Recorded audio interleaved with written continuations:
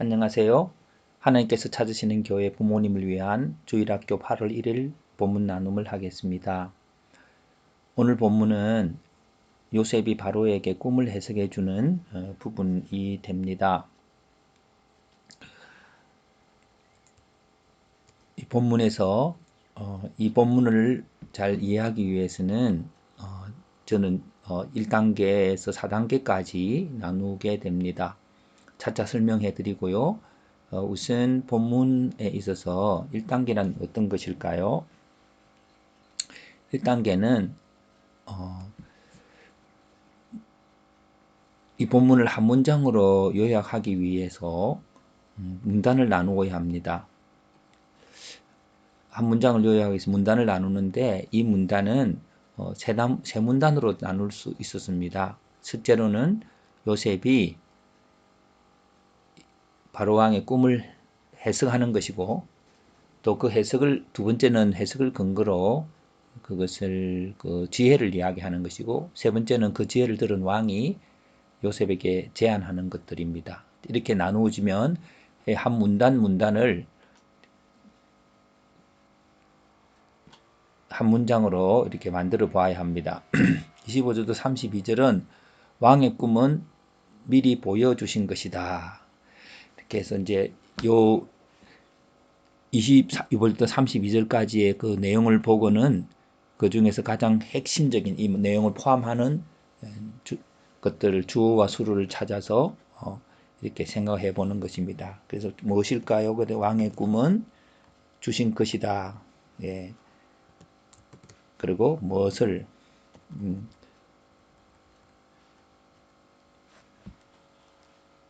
미래를 예.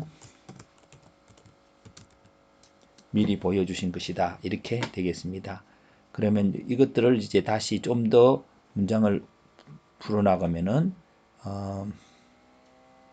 미래라고 하는 게 뭐냐면 왕의 꿈은 하나님께서 앞으로 일어날 일을 굳게 작정하신 것을 왕께 미리 보여주신 것이다. 이렇게 볼 수 있습니다.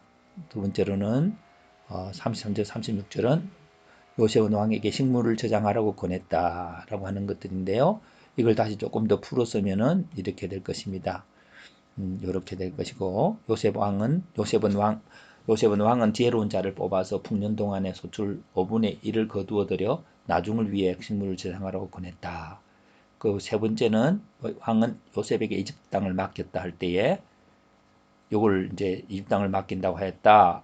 그런데 요 요셉 왕은 어떤 왕? 하나님부터 모든 일을 듣는 지혜로운 요셉을 본 왕은 어떻게 왕의 반지를 주고 금목걸이와 세마포옷을 주면서 요셉에게 무엇을 이집트 모든 이집트 땅을 모든 백성들이 요셉에게 복종할 것이며 모든 땅을 맡긴다고 그렇게 했다라고 말했습니다.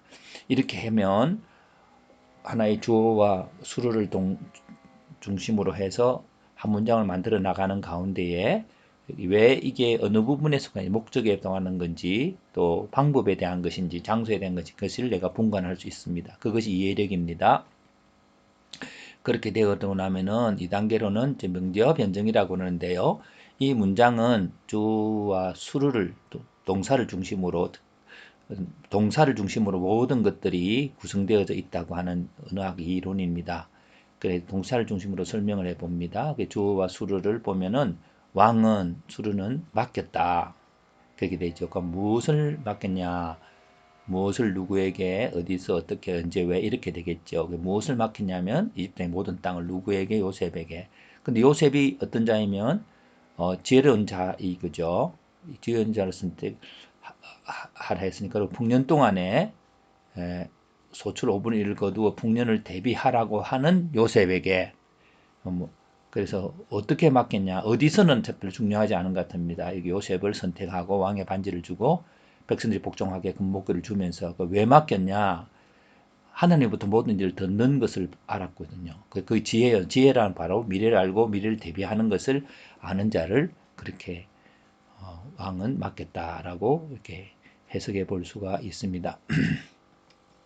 그렇다면 3단계로는 이것은 하나의 주제가 나옵니다. 그 주제는 뭐냐면은 주제를 중심 본문을 재구성해 보면 미래를 대비하는 지혜라는 제목으로 나누어 볼 수 있겠습니다. 그 미래를 주시는 분, 미래에 대한 규칙, 미래에 대한 지혜 이렇게 나누어서 이 본문을 다시 구성해 볼 수 있겠지요. 미래를 주시는 분은 하나님이시고요. 미래의 역사의 주관자이죠. 미래에 대한 규칙은요. 흥함과 쇠함의 반복인 거죠. 예. 그리고 미래를 대비하는 지하는요. 흥할 때에 이를 저축하는 거 하는 것이 지혜입니다. 근데 이 5분의 1을 저축을 할 때에 여기 저축할 뿐만 아니라 지혜로운 자의 선택도 포함되겠죠. 예. 이렇게 왕은 미래를 선택하고 이렇게 정할 때 해서 흉년을 대비하라고 했습니다. 그럼 이런 것들을 하면서 여러 가지 우리는 질문은 나옵니다. 하나님 왜 왕에게 꿈을 꾸게 하셨나요? 그러면 답이 다를 수 있죠. 왕은 알려주려고 우리에게 미래를 알려주려고 합니다. 근데 그걸 해석하지 못할 뿐이죠. 요셉은 그 해석을 어떻게 할 수 있었나요? 야곱과 비교해보고 아브라함과 비교해보고 우리 삶과 비교해보면서 특별히 저는 이 본문을 11조의 개념으로 많이 해석을 하고자 합니다. 그런 자세한 것들은 또 너무 시간이 많이 가기 때문에 접어두고요. 미래를 대비한 오늘날의 제도는 어떤 것들이 있나요? 이렇게 할 때 뭐 주로 이런 호황할 때 5분의 1을 저축해서 미래를 대비하는 건 보험이 있죠.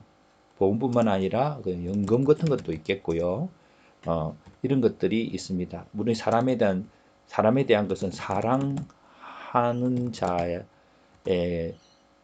주는 헌신도 나중에 그것이 돌아오죠. 그리고 자녀 교육 또한 미래에 대한 것들이 될 수 있습니다. 이 모든 것들이 어떤 미래를 대비하는 것들이죠. 그리고 이제 그러면은 이렇게 질문들을 나름대로 답이 없지만 그렇게 해보면 나의 삶을 중심으로 구성하였습니다. 나의 미래 계획은 무엇일까요? 그렇게 하면 이 본문을 따라서 이제 오늘 3단계는 성경에 대한 본문을 재구성하는 것이고 4단계는 그냥 주제를 중심으로 계획하는 거죠. 나의 미래 계획은 미래를 주시는 분은 하나님이시고 이걸 맞는 거죠. 그 미래에 대한 규칙도요. 미래가 지금 필요한 것은 미래에 대한 흥함이 있다는 거죠. 그래서 그 미래에 대한 규칙은요, 흥함과 쇠함의 반복이 될 수도 있는 것입니다. 그러면 분명히 쇠할 때가 오는 것입니다. 그러면 미래를 대비하는 지혜는요, 역시 또 이것도 미래 계획에 들어갈 수 있겠지요. 그래서 이제 지혜로운 자를 선택을 하는 이것들은 우리가 이제 무엇을 정하냐면은 하나님을 듣는 자인데 우리는 성경 말씀도 되고요. 성경 말씀도 되고 교회도 될 것입니다. 교회는 우리가 서로 한 공동체를 흥할 때 5분의 1을 저축한다는 것은 바로 오늘 주신 것을 이렇게 저축하는 건데 이 저축은 바로 나눔으로 볼 수 있습니다. 이게 이제 오늘 주신 것을 나누는데 이게 하나님이 명령하신 게 있는데요. 10분의 1에 대한 이해가 필요합니다. 10분의 11조에 대한 이해가 필요합니다. 그래서 우리가 하나님께 드리라고 할 때에 그 어떤 것들을 중심으로 해서 그 하나님께서 사용하시는 거죠. 나의 미래를. 그런 부분들에 대해서 오늘 왜 하나님께서 오늘의 나눔이 무엇인가? 나의 미래 계획은 결국 오늘의 나눌 것을 어떻게 나눌 것인가 하는 그것들이 주제가 될 것이라고 여겨집니다. 오늘 또 더 자세하게 또 더 많은 것들을 이야기 나눌 수 있지만 간단하게 8월 1일 성경 본문에 대해서 우리 아이들과 함께 대화할 그 기초적인 뼈대를 말씀 나누어 보았습니다. 좋은 만남, 좋은 대화, 그래서 크리스찬 인재가 되어가는 여러분의 자녀가 되기를 바랍니다. 감사합니다.